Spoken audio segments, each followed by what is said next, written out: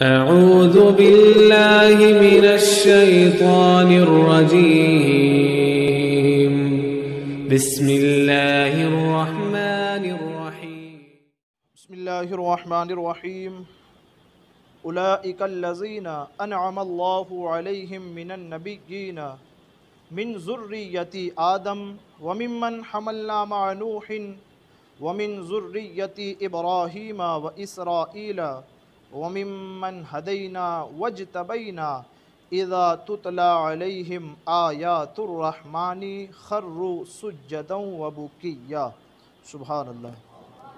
اب یہ جو قرآن مقدس کی آیت کریمہ ہے سورہ مریم کی آیت نمبر 58، یہ جو قرآن مقدس میں 14 مقامات ہے جہاں پر جو آیتیں تلاوت کی جائے تو سجدہ بھی ساتھ کرنا واجب ہے، ضروری ہے، پڑھنے والے پر بھی سننے والے پر بھی.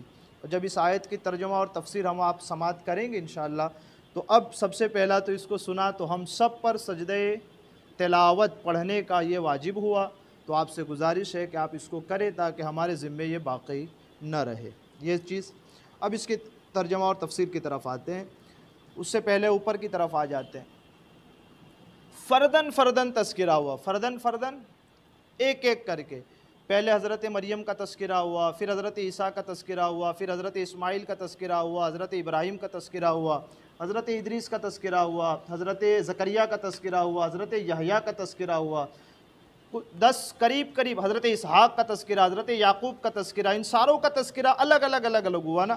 اب قرآن مقدس نے ایک ہی آیت میں ان ساروں کو اکٹھا جمع فرما دیا. سبحان اللہ. اب یہ سارے کون ہیں، کیسے، ان کے اوصاف و کمالات ایک ساتھ قرآن مقدس بیان فرماتا ہے.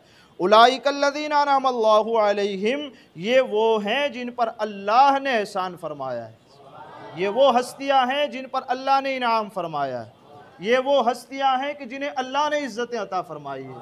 انبیاء کرام کی عظمت اور شان کا پھر کیا کہنا کہ جسے اللہ نے عالم ارواح ہی میں نبوت سے سرفراز فرما دیا تھا. ٹھیک. انعم اللہ علیہم من النبیین من ذریۃ آدم، کہ غیب کی خبریں بتانے والے یہ ہیں اور اولاد کی آدم کی اولاد سے یہ ہیں. کیا کرتے ہیں کہ اللہ نے انعام فرمایا، ساتھ کیا کرتے ہیں کہ یہ وہ لوگ ہیں جو غیب کی خبریں بھی بتاتے ہیں. اچھا یہ آتے کہاں سے؟ کہا کہیں اور سے نہیں آتے، اولاد آدم ہی سے آتے ہیں، یا آدم ہی کی اولاد ہے. یہ چیز ذکر کی. وَمِمَّنْ حَمَلْنَا مَعَ نُوحٍ، اور یہ وہی ہے ان میں سے ہیں کہ جن کو ہم نے نوح کی کشتی میں سوار کر کے رکھا تھا. یعنی یہ تکبر کرتے تھے. کون؟ کفار مکہ، نصرانی، یہودی.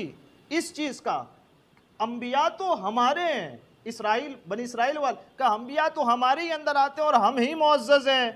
لن تمسن النار الا ایاما معدودا، جہنم میں تو ہم جانے والے تھوڑی ہیں. جیسے وہ یوں سمجھتے کہ ہمارے باپ کی جاگیر ہے جنت، تو ہم کو جہنم میں نہیں جانا ہے. اچھا تو جہنم میں کتنے دن جائیں گے؟ وہ گنتی کے دن ہوں گے، بس ہم تو جہنم میں جلیں گے، اس کے علاوہ کا ہمارے لیے تو دائمی جنت رکھی ہے. یوں تکبر کرتے تھے. اللہ نے فرمایا تکبر نہ کرو. جنہوں نے تکبر کیا ہم نے ان ساروں کو طوفان نوح میں نیست و نابود کر دیا. جنہوں نے عاجزی کی ہم نے ان تمام کو نوح کی کشتی میں سوار کر دیا. یہ آگے قرآن مقدس کہتا ہے وَمِن ذُرِّيَّةِ إِبْرَاهِيمَ وَإِسْرَائِيلَ، اور ابراہیم اور یعقوب کی اولاد سے ہیں، یہ حضرت آدم کی اولاد سے ہیں. پھر دوسری جگہ قرآن مقدس نے کہا نوح کی کشتی میں جو بچے ان سے ہیں. تیسری جگہ کا یعقوب کی اولاد سے ہیں اور ابراہیم کی اولاد سے. اب قرآن مقدس آگے کہتا ہے وَمِمَّنْ هَدَيْنَا وَاجْتَبَيْنَا، اور ان میں سے ہیں جن کو ہم نے راہ دکھائی اور جن ساروں کو ہم نے چن لیا اور منتخب فرما لیا. اللہ تبارک و تعالیٰ کا فرمان عالی شان. اب آگے قرآن مقدس کہتا ہے یہ ہے جملہ جو ہمارے اور آپ سب کی رہنمائی کر رہا ہے. اِذَا تُتْلَى عَلَيْهِمْ آیَاتُ الرحمن، اور جب ان پر رحمان کی آیتیں پڑھی جاتی. سبحان اللہ. اللہ کی آیتیں تلاوت کی جاتی، اللہ کا ذکر ہوتا، اللہ تبارک و تعالیٰ کے احکام جو اس نے نازل فرمائے وہی احکامات جب پڑھے جاتے تو وہ کیا کرتے؟ خروا سجدا وبکیا، پڑھی جاتی تو وہ سجدے میں گر جاتے اور ان کی آنکھوں سے آنسو جاری ہو جاتے تھے. کس بنیاد پر؟ اذا تتلی علیہم، قرآن مقدس کی آیتوں کو سن کر کے کیا ہوتا؟ کہ وہ سجدے میں گر جاتے اور پھر کیا کرتے؟ کہ وہ روتے. یہ کون تھے؟ گنہگار، یہ کون تھے صبح و شام گناہ کرنے والے؟ کہا نہیں، ان کے نسب سب سے بلند، انبیاء کا نسب، انبیاء کے نسب جیسا کسی کا نسب ہو سکتا ہے؟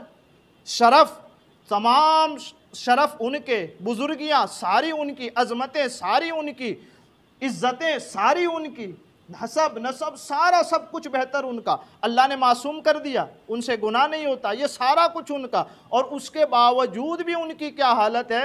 حالت یہ کہ قرآن سنتے ہیں تو روتے ہیں اور سجدہ کرتے ہیں۔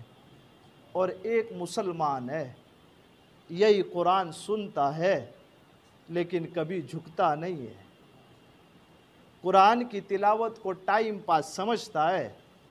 قرآن نے مقدس، انبیاء کی سنت کیا ہے؟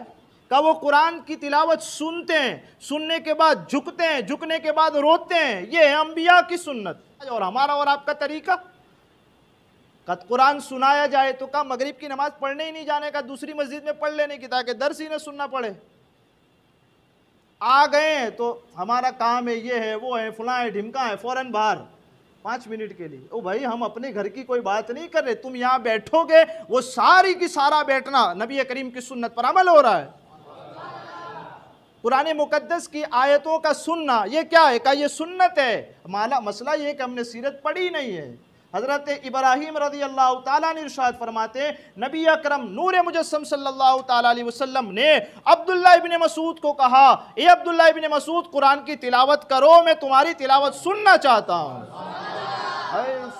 اب عجیب کیفیت ہے، عبداللہ ابن مسعود ہاتھ جوڑ دیتے، آقا قرآن تو آپ پہ نازل ہوا، آپ سے تو ہم سیکھتے ہیں، آپ سے تو ہم سمجھتے ہیں، میں آپ کو سناؤں قرآن مقدس، یہ بات مجھے سمجھ نہیں آتی۔